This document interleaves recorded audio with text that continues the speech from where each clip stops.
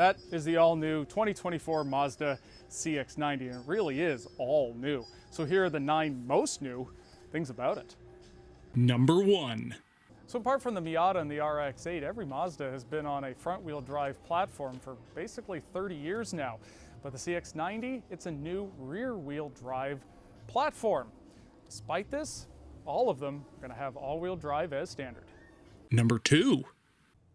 Now with the new platform comes new powertrains, and they're both electrified.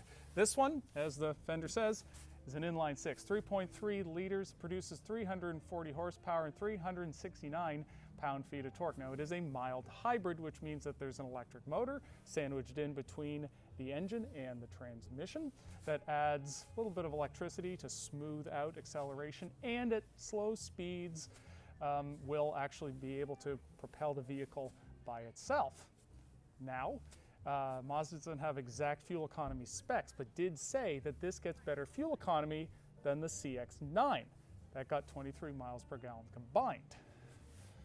And this makes 90 more horsepower. Number 3.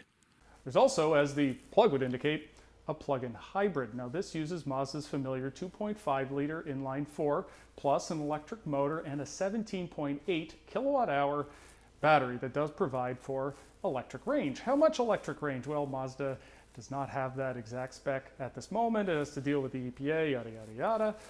It would say that it will be consistent with other vehicles in the segment. However, 3-row crossover plug-in hybrids, I don't know what that would be. But if you were to guess, I would say it would be between 20 and 35 miles. That's quite the range, but at this point, that's all I got. Number 4. So Mazda has used 6-speed automatic transmissions for basically ever at this point, increasingly to their detriment as competitors have 8, 9, 10-speed automatics or CVTs. But let's just put those aside for the moment. Nope, this is all new. Exactly what it is and how it should be described, well, Mazda isn't entirely sharing that as yet, but this is what I know. It has 8 speeds. It does not have a torque converter. It does have a multi-plate wet clutch. The electric motor is integrated within it. It is not, they are saying, a dual clutch automated manual, however. So that's what it is and what it isn't, and the rest, well, stay tuned. Number 5. Compared to the CX-9, the CX-90 is bigger. It's longer, it's wider. With that rear biased new platform, you can see that there's a lot shorter front overhang, but you can also see over there how much space there is up in the greenhouse compared to the more raked roofline of the old CX-9. The size difference can most be seen here in the 3rd row. Now, legroom still isn't that great.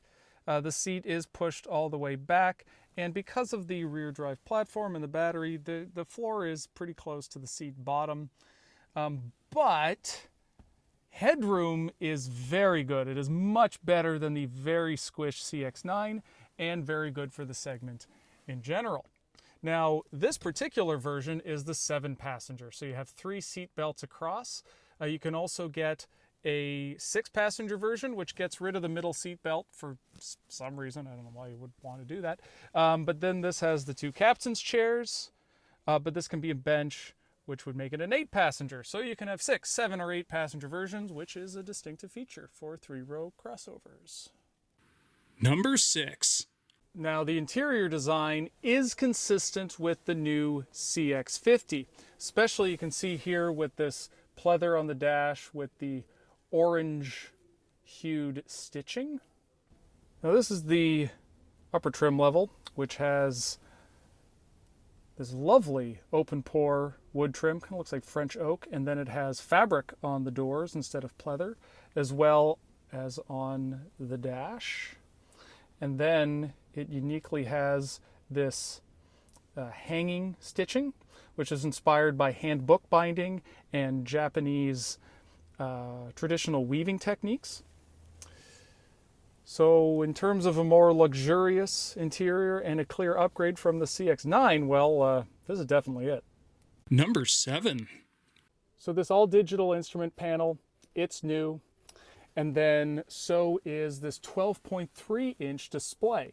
Now the user interface is the same as what you get in the CX-50, meaning it's mostly controlled with this knob, with the exception of Apple CarPlay and Android Auto, which can be controlled using touch capability. Nothing else in the system can be. Number 8. So this is a new design direction for Mazda. The CX-50, the old CX-9, they were sleek, they were athletic. This looks like that athlete got, well, old and a little flabby. The front kind of looks like it has jowls, and the butt got kind of big. Number 9.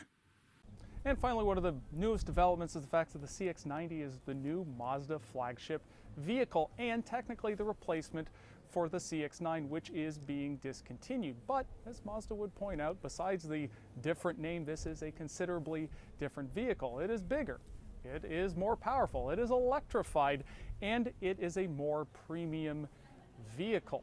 It sort of bridges the gap between the family 3-row crossover space that the CX-9 was in to the full-fledged luxury models like the Volvo XC90, Lincoln Aviator, Acura MDX. It's sort of now luxury adjacent.